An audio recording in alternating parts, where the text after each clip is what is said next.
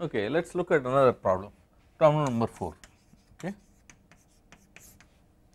You have a weight, heavy weight. Usually in order to move a heavy weight, what do? We use some rollers, right. We lift it a little bit, insert the rollers, okay. Sometimes 2 rollers are inserted, okay, and we push it so that it is possible for us to move, okay. So let us say something like this, okay. Let us say this body, this heavy mass is moving with a velocity when I push it, okay. Let us say that velocity is given to us as some v, okay. We want to find out what would be the angular velocity of these rollers, okay.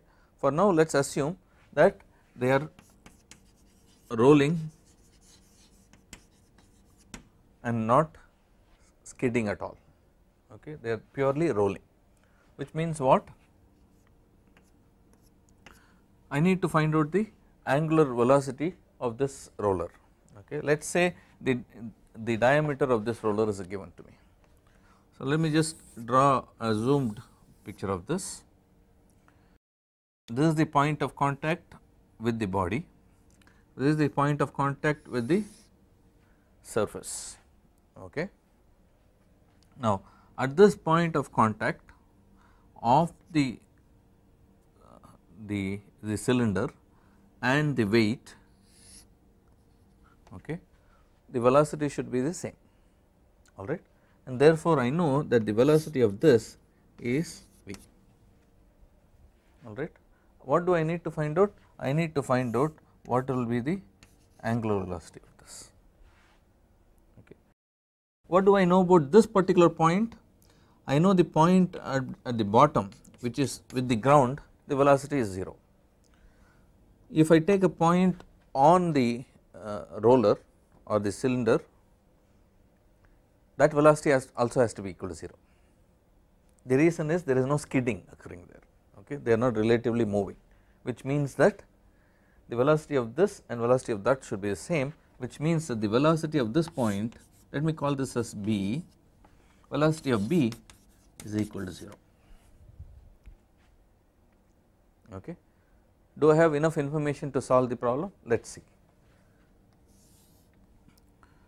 Diameter is given to me, alright.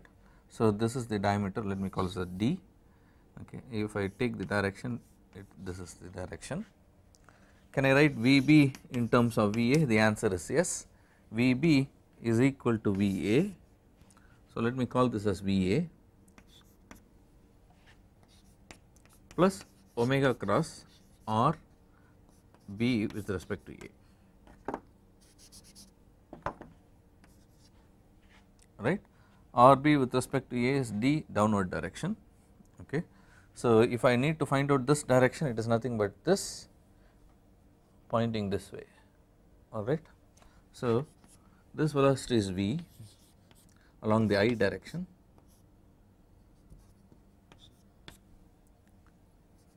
v times I plus omega times diameter, because that is the length of this, times what is the direction of this component?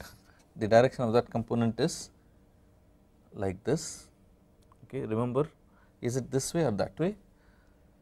If omega is like this, it has to be counterclockwise, which means that the point B should be moving in the counterclockwise, which is this direction, which means positive direction.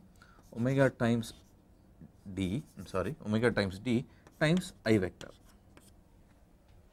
okay.